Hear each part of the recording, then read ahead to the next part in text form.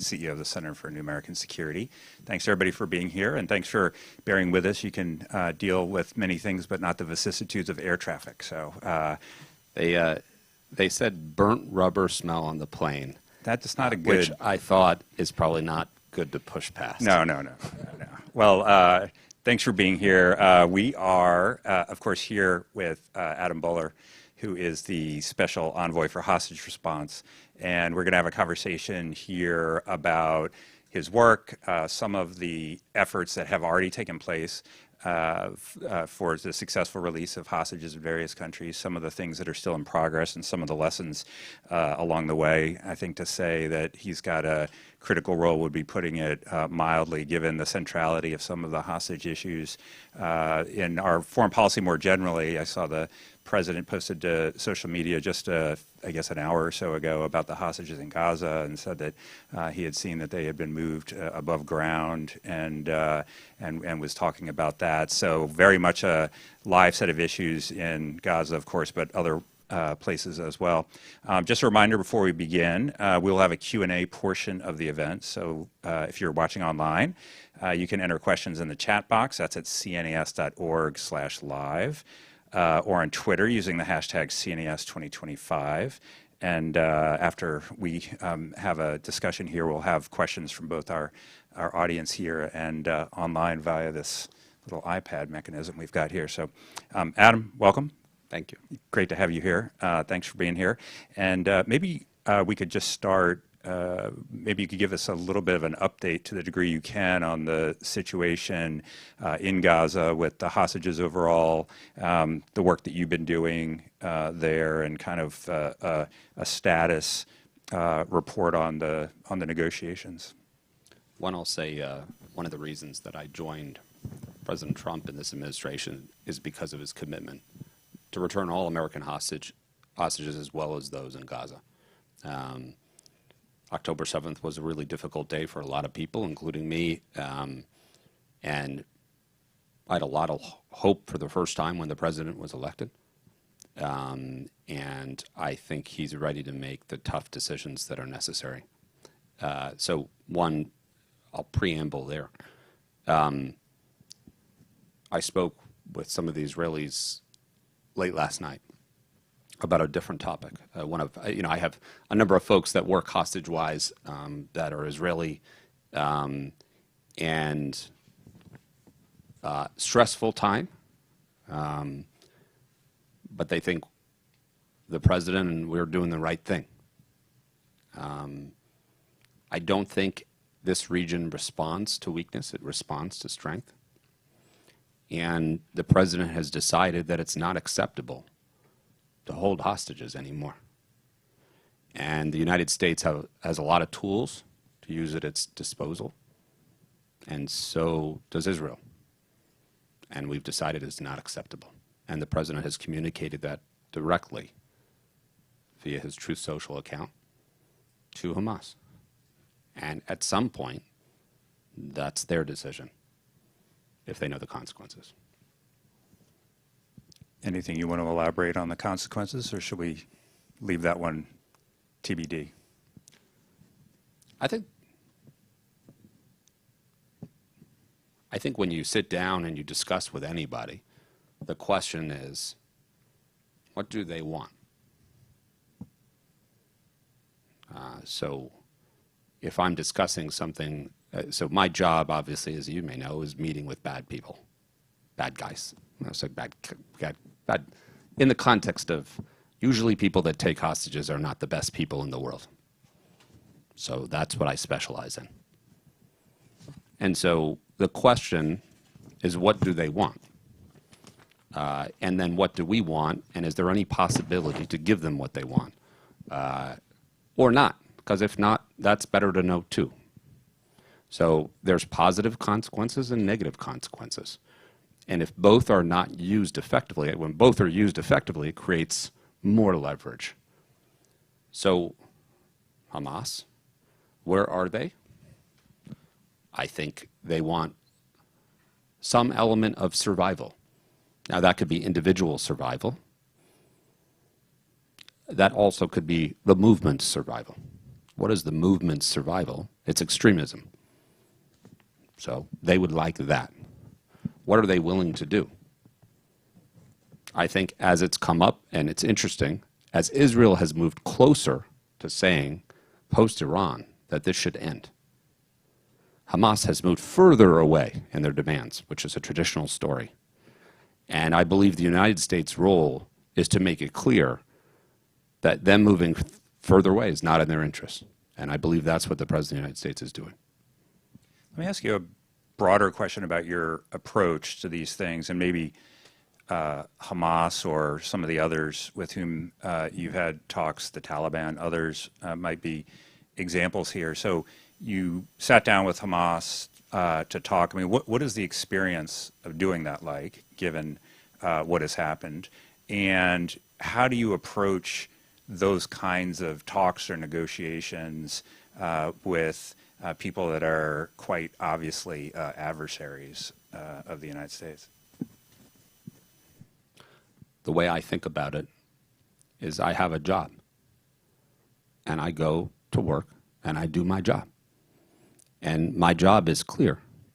It's to do everything I can to bring all Americans, or whoever the President of the United States says, in this case, it's all hostages on the Gaza side, because the President of the United States instructed that,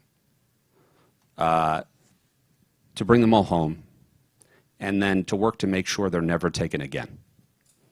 This is an interesting second component, because you could bring everybody home if you decide to pay billions of dollars, probably.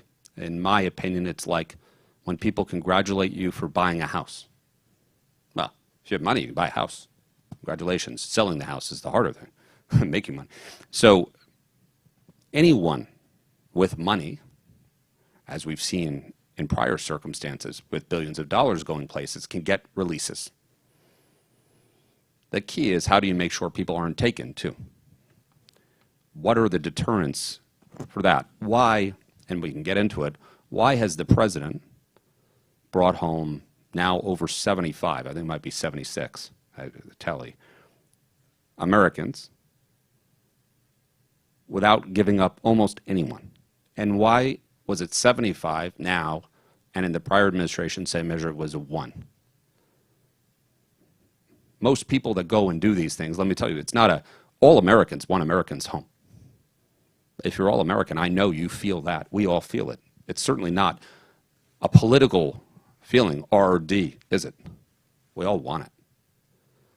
So there is a difference in approach, but the way I view my job is the second thing too, which is the harder thing. So if money, so if you do that, sorry, I didn't answer ahead. your question. Yeah, go ahead.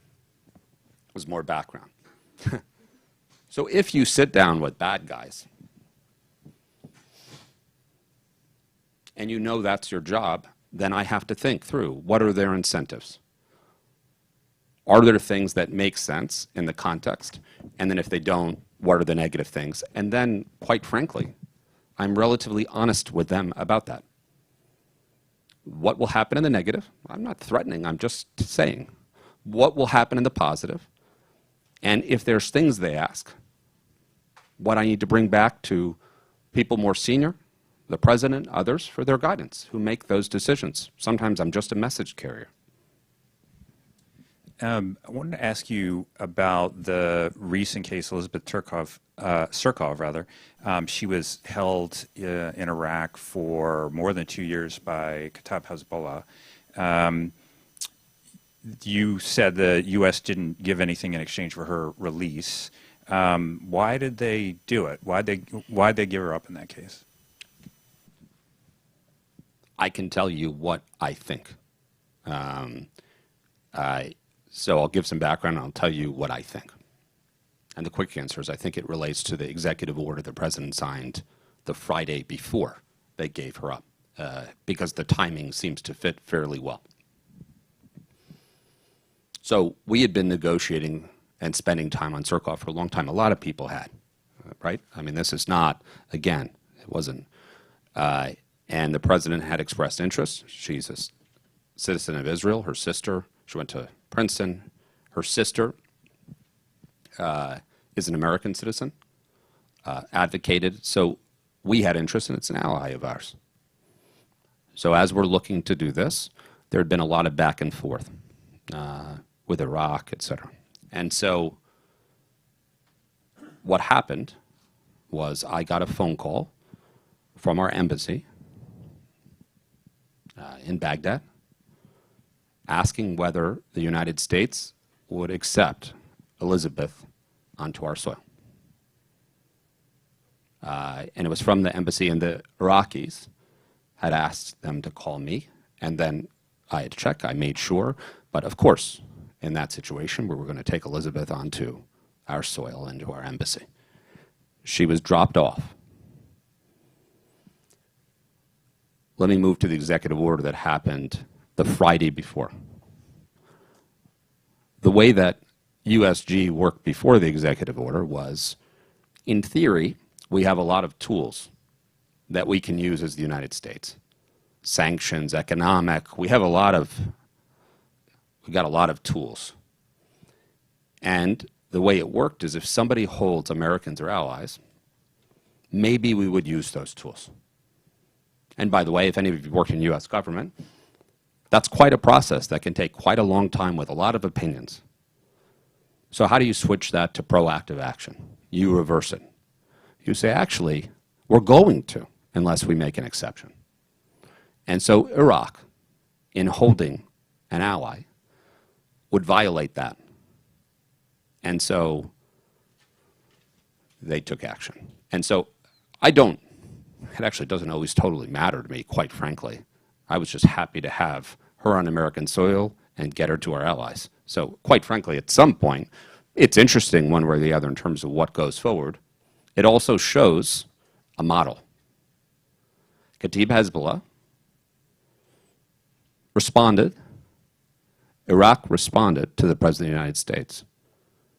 The Prime Minister of Iraq wrote a note to the President of the United States, a letter, thanking him for leadership and guidance. Again, I don't think the timing it would be interesting if it's not, and the President of the United States responded to the Prime Minister of Iraq to thank him for taking action. Those are the kind of things that affirm and give positive incentives to action like that, while recognizing the fact that the longer Hamas doesn't listen to the President of the United States, the worse it's going to get, because it's gotten worse and worse and worse for Hamas. So you talked about the EO and the necessity of coordinating within the U.S. government. How does it work in the current administration? So you've got you obviously doing all the things you're doing in your role. There's Steve Witkoff, Rick Grenell has been involved, I think, at least with Venezuela, with some of these efforts. How does that aspect of it come together?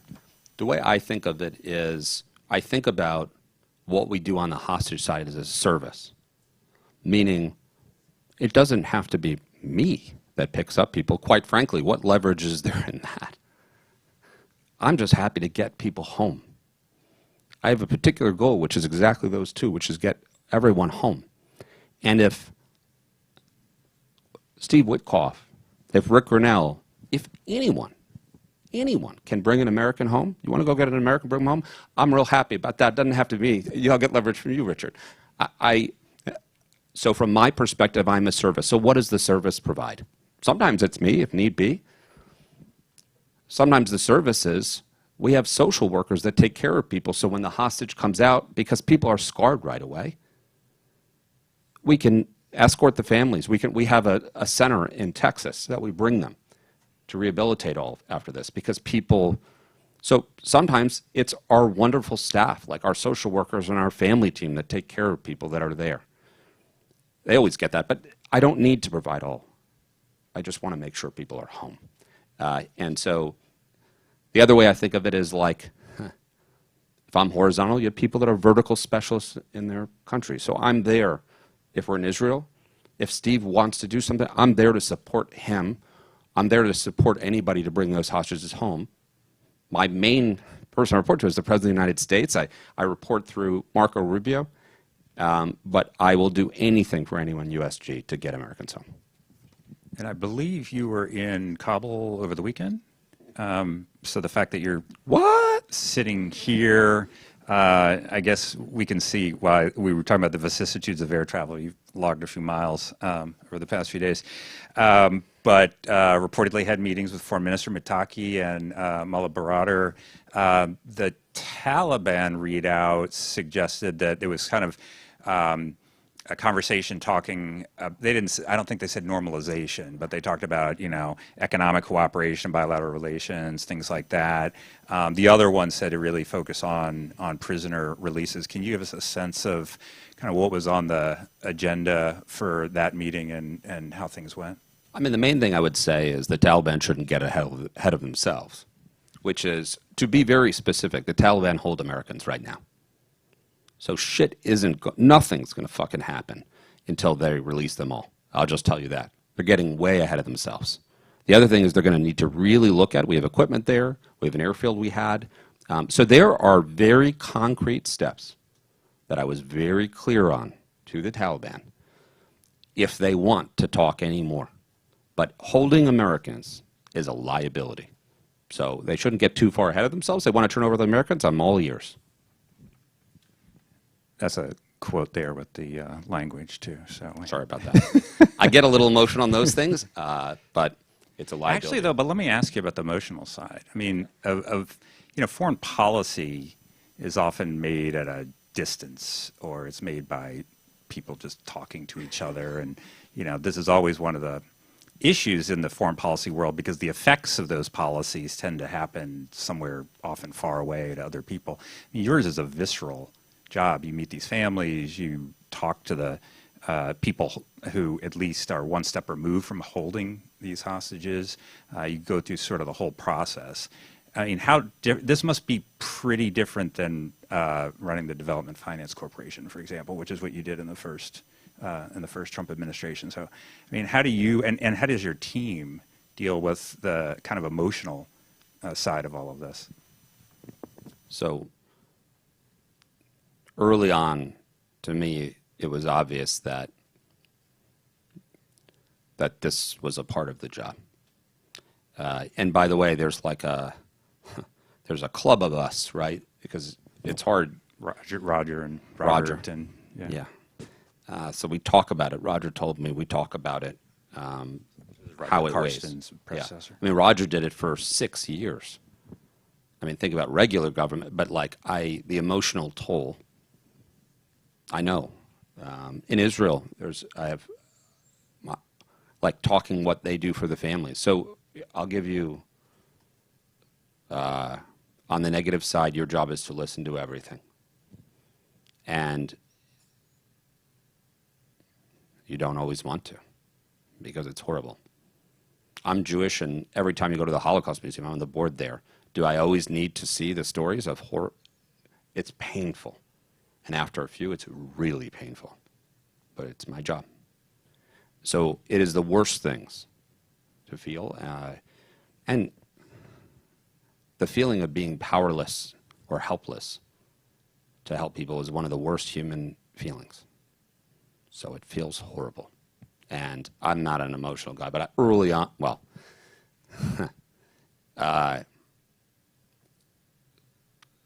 I'll give you the flip side because there's extremes. So let me tell a story. My first day on the job, inauguration, so at noon, inauguration day, that's my first day on the job. But I started out that morning early. I was up all night. I was staying in the British Embassy. And I was talking to Roger because there was a discussion about 2 Americans coming home from Afghanistan. And the president, because of his commitment to bring people home, said, hey, he wants hostages to be with him there to highlight the issue in the inauguration. And I didn't really know how the inauguration was. It was indoors. It was the first time. It's hard to imagine. And so I flew one of the individuals that was coming home, his wife, and their 3 kids, to the British Embassy to stay there with me. It was nice of the Brits to let me use it. I don't know where they were, actually. They were like away for a while. So I flew them in, and they were on stage with the President of the United States. And I had met them a few weeks before. Very hard because these are hard meetings. And so I got a call from right before, from Jake Sullivan. This is before noon. And Jake said, Adam, if we bring them home, will you like reverse something like that? And by the way, I was like, Jake, I'm a private citizen. You have to ask me that. I said, I don't know why anyone would reverse Americans coming home, quite frankly. And it's a great time because if it brings Americans home, you are still making that policy one way or the other. I am not. I'm a private citizen for another hour or whatever it was. Of course I'll accept Americans home. Why would I not do that? And so we brought her on stage and we heard. Roger told me they were going to go get them.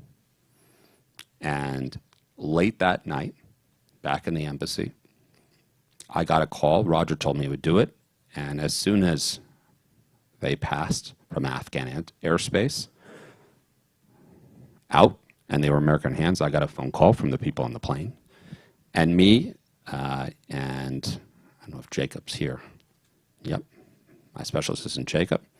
We got to run downstairs, wake her up and her kids with a picture, and tell them that he's in American hands. And that's my first day on the job. I called Rogers every day like that because I'll take it. But those things, every negative, every pain moment, that's worth it. I got a lot more questions, but I'm going to ask you one more and then work some questions in from the audience here and take some from the online audience. So be thinking if you'd like to come in on this. But you mentioned the Brits, and I noted that you brought together your counterparts from a bunch of countries earlier this year in Montana, I believe.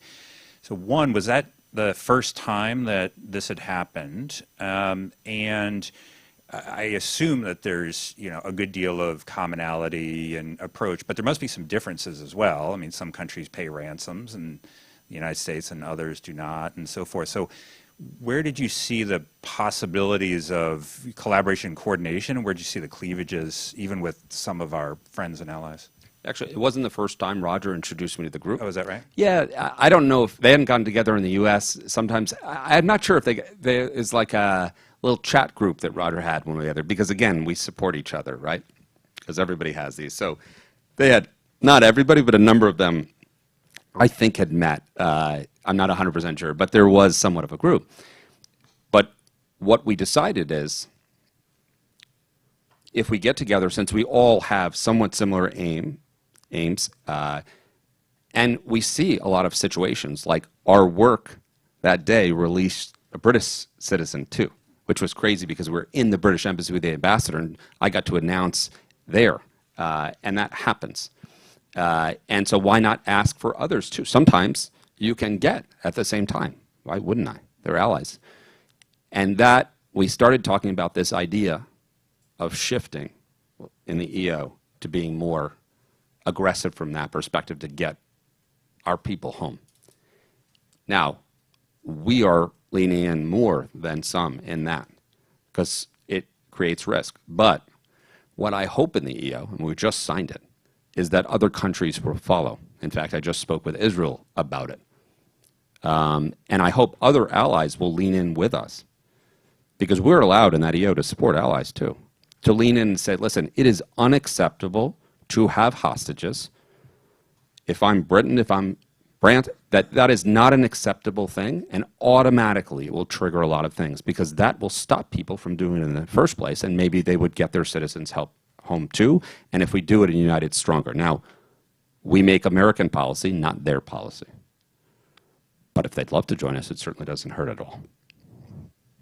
Great. Let's take some questions here. Yes, just identify yourself. And I think there's a mic coming right here. Hi, Phelim Khan from Politico. Thank you so much for being here to do this. I want to ask about China. I realize that the Biden administration brought home the last wrongfully detained prisoners. There's a long list, dozens, hundreds of people, U.S. citizens in China, that various groups say are wrongfully detained. We have people under exit bans that can't get out unjustly, no process. Is there any thought or thinking that there needs to be a reinterpretation or a widening of the criteria for who is being wrongfully detained, particularly in China? And one other question, are China prisoners going to be part of the call with Xi on Friday or part of an upcoming summit? Thank you. It's an issue that the U.S. government understands well, obviously. In fact, are we allowed to release or no? Or no? Go ahead. I mean, you're already on stage and you got How a about mic, this? so go we'll for it. provide specific information. It wasn't tied to this, to be honest with you. But we did just get, that's why I wasn't sure 75 or 76. We did just get someone that was held in their home released from China. Yes. Can you tell us who that is? We'll follow up with some of the details because truthfully I don't know what I'm supposed to say at this. That's why otherwise I'd have some really cool thing I'd read off and it would be awesome. But we'll follow up for people that are interested in specifics. But that may help answer your question that it's unacceptable everywhere to do those things. China should know that, and I think we made it very clear, and they responded in a positive way from that perspective. I like that, but there's more to do, and we're well aware, and I would hope that China continues to proactively respond, because in this administration, you're always on better negotiating ground if you don't have Americans, always. Other questions? Yeah, go ahead. Yeah, right here. Hi, Adam. Ellen Nakashima with the Washington Post. Good to see you again. I just wanted to follow up to Phelan's question because we have written about the case of an American held in China, well, it's under an exit ban, and reported that issue was raised at the highest levels by the State Department and interlocutors in China. Did that help? Did that kind of engagement help in this case, do you think? Or, of course. and was it also related to the EO? Again, I don't know what other countries always decide, and China certainly has a complex decision-making process. I certainly think the EO didn't hurt in that, and I certainly think that raising things in this way is very helpful. Including Secretary of State. Of course, including the Secretary of State. I will say when you look at, thank you, when you look at people that are driving this and support, this is something that I really appreciate, quite frankly. The President has set the tone and made it very clear, but people around the President, like Secretary Rubio, like Pete, our Defense Secretary, like John, who runs the CIA, like Steve, the group around the President, like Rick, like the people that all knows this is a priority.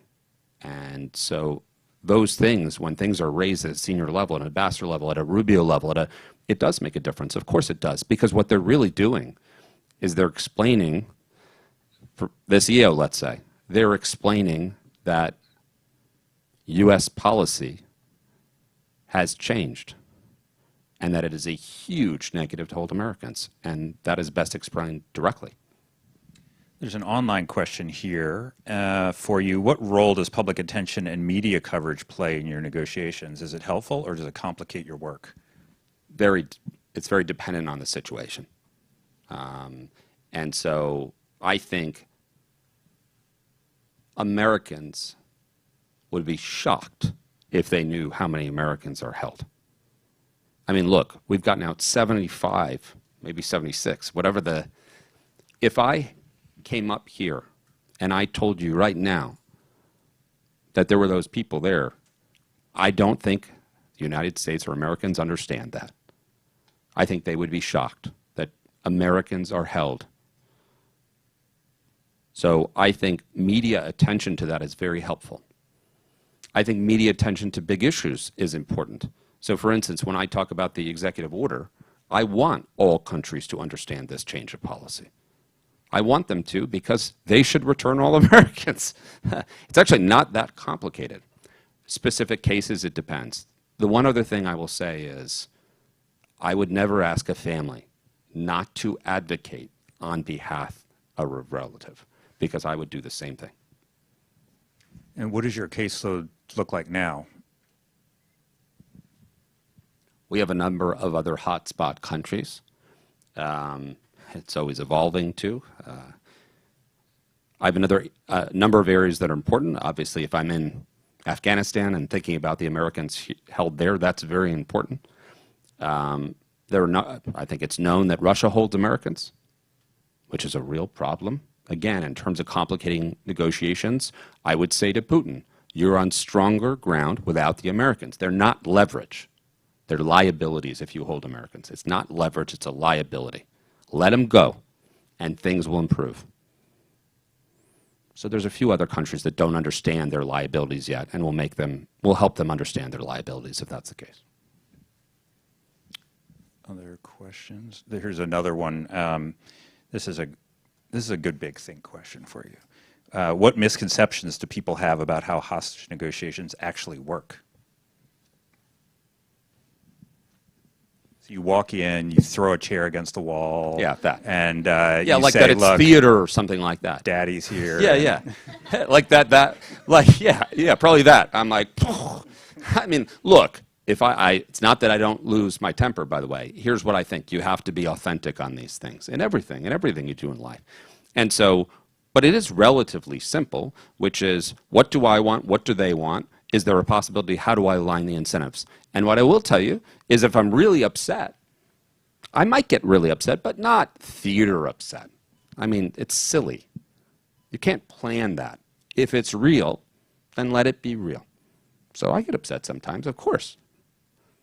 But no, it's less theater. Okay, less theater, so. Yeah. I don't think this is as exciting as people. I don't think it's like a... All right. My heart rate is low. Okay. All right. Beats once a minute or so. So I have a naturally low heart rate. That's helpful in my line of business. let me ask you, this is... Actually, it's low heart rate variance. I actually have a decent pulse, but it doesn't vary that much. All right. I noticed well, I have like a little watch thing that tells me very low HRV. There you have it, ladies and gentlemen. Let me ask you, this is related, but not exactly on the same topic, but about the Abraham Accords in general, in which you played a very significant role in the first Trump administration. It looked like the Biden administration may have been on the verge of something with Saudi Arabia, and then, of course, the terrorist attack conducted by Hamas set things back. When you look at the prospect for regional normalization, do you think it's just a matter of time before Saudi Arabia and Israel normalize, and potentially other countries too outside of the region? You know, Yes, I do think it's only a matter of time. Yes. and what do you think has to happen in order to that? I mean, there seem to be a variety of statements ranging from, you know, there has to be a full-blown Palestinian state in place before normalization is possible, through progress toward a Palestinian state, toward some other kind of thing, a little bit of a moving target. But does this get back to, you know, the first criterion is going to be an end of the war in Gaza, and the first thing that needs to happen for that is the release of hostages in Gaza? Is that kind of the train here? There's no question that the hostages need to be released. So the president has made that clear. So one thing I love, not the one thing, I love about the president is he's just going to post it directly. He directly communicated with Hamas over Truth Social. A president with terrorist organization. But he's directly communicating, does that with everybody. The president directly communicates with the people of the United States all the time. You just read one, right, before you came in. He's not lying. He just says what he thinks. So he's saying it. That's it. That's from the president. Authentic communication.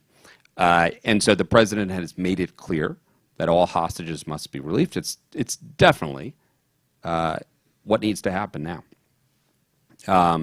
The reason that I think the Abraham Accords, or normalization from that perspective, are an inevitability is because of really what the Abraham Accords are, is a number of countries that are not extremists coming together against extremism. And stability is very important for that region. And so who is it against? Who loses out in stability in that region? People that want instability. Who wants instability? People that don't like an order as they're established, and how do you try to disrupt that? Through extremism and terrorism. So what is Iran doing when they're doing that? They don't like it. Keeps them relevant. So they're going to meddle all over the place. This is why the president's decision to join Israel on the Iran side reshapes the region and increases the possibility of peace. Oftentimes, so we have, people say peace through strength. We have, you know, in government everybody gets cool coins, right? Robert O'Brien used this, and I'd read it, who was one of my predecessors, the National Security Advisor and a great friend. It says, I believe it's Roman, that if you want peace, prepare for war. That's on my coin. And you need that, and that's what we're trying to do. One of the things that, I guess, and taking a step back from the Abraham Accords and everything else, you talked about Russia, you talked about China. I mean, one of the things that has to be at least a challenge is we want Americans released for sure, but that's not the only thing we want with these countries, right? So we want Americans released from China, but there's also the administration pursuing a trade deal with China and many other things as well. Drug issues, and with Russia and end of the war in Ukraine and all these other things. So how is the administration prioritizing hostage release and negotiations in the sort of pantheon of other things that it's talking to these governments about and that it seeks from these governments? Yeah, I think there's two ways to think about it. One is it's clear the president's made it a priority, right? He talks about it. He announced it right at the beginning. It was in his inauguration, so people know it's a priority. I didn't say, look, fentanyl coming in from China kills a lot of Americans, okay? That's a priority too. Our trade is a major priority, right? So here's what I think. There are two ways to handle it. Number one is constant pressure, constant, consistent, and authentic pressure. Number two is waiting for the right time on some things. So one, you never relent. We never forget about Americans. We never relent. And that's my job. I will not give up in my job until all Americans are home. I will not. And then timing plays in. There's the right moments. And if you're never relenting, and I'm doing that, it's not just me. I've got an unbelievable team at SPIHA. This is my special presidential envoy. It's the team that focuses on hostages. I've got an unbelievable team of 30 people that all they do, it's like they're the misfits of state. They're the people that want action. They're the people that came into work every single day, COVID or not. They're American heroes, and they're out there fighting like hell. And they'll never relent. And then we wait for the moment, and we get Americans home. Does Congress play a role in the things that you're doing? I mean, I spent 7 years of my life working in the Senate, and of course, especially when there is a constituent who's being held, and this generates a lot of activity, statements and letters and resolutions and things like that. There's also other things I can recall when I worked for Senator McCain, and there was a great journalist who was being held by the Taliban, and we were going over to Pakistan and Afghanistan very regularly, and at least had the opportunity to raise those with the heads of state at these levels. And so this was, separate from what the executive branch was trying to do, but I guess the bottom line question for anyone in the executive branch is, does Congress help or hurt? In this case, they help for sure. I mean, that's a very broad question you just asked. I know. Yeah, you were giving the whole. But. Yeah. Look, I told you it crosses party lines. It's not, and so this is something that all Americans feel. It's not something R. It's not something D. It's something American, and that's very nice. We don't always have that in the United States everywhere, but it's something that unites us. And so the more attention that's focused on it, the better. I've had unbelievable members of both sides from Congress push for families. Let Other countries know it's not acceptable. That's what the president thinks. It's what both sides of Congress thinks. It's what the Senate and the House think, because we're all Americans. And I've yet to find an American that doesn't think we should have Americans home and have them not taken again. Here's another question that's come in online. How have technological advances changed the landscape of hostage recovery as a positive or negative factor? Say it one more time. How have technological advances changed the landscape of hostage recovery as a positive or negative factor? Now, I know you haven't been doing this so long, the technology has changed dramatically in the interim, but at least it must be the case that you're sort of on every case all the time, I would guess, because you can communicate with anyone all the time. Yeah, you can do a lot more. You don't, I mean, there are times you have to go dark, just to be clear, as you may know. So you're not always on. I can go, but it's much briefer moments of going dark. The other thing, too, is you've got a lot more support, even though people may not be on the ground with you. The U.S. can back you up in a lot of different ways. And so always, I'm not alone. So people always say, oh, you go to Taliban, you go, yeah, well, whether you can see them or not, I'm not alone. And that feels great to have the support of the United States behind you. Okay, well, I'll ask you one last question, and then we'll let you get back to work here. So if you could have one additional thing in the way of support, whatever that is, I don't know, a bigger team, more congressional buy-in, more media attention, I don't know, whatever it is, what would assist you in your efforts beyond what you already have today?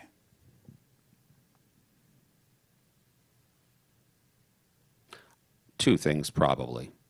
First and foremost, I wish there were a way that I could immediately tell the leader of every country that has Americans that it's a liability, and that they understood that, and they knew it's not a fucking game. We're being serious.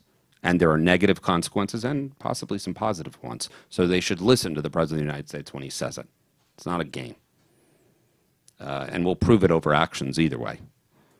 The second thing is, in everything there's red tape one way or the other. And so, yeah, if I could snap my fingers and remove all red tape, sure, of course, in bringing home Americans. It's not more people, because I have an unbelievable team, trust me. We're out there. But of course, if there was no, but I don't expect that. Look, you report to the American people, you can't have everything. But sure, I'd love less red tape in what we do, of course.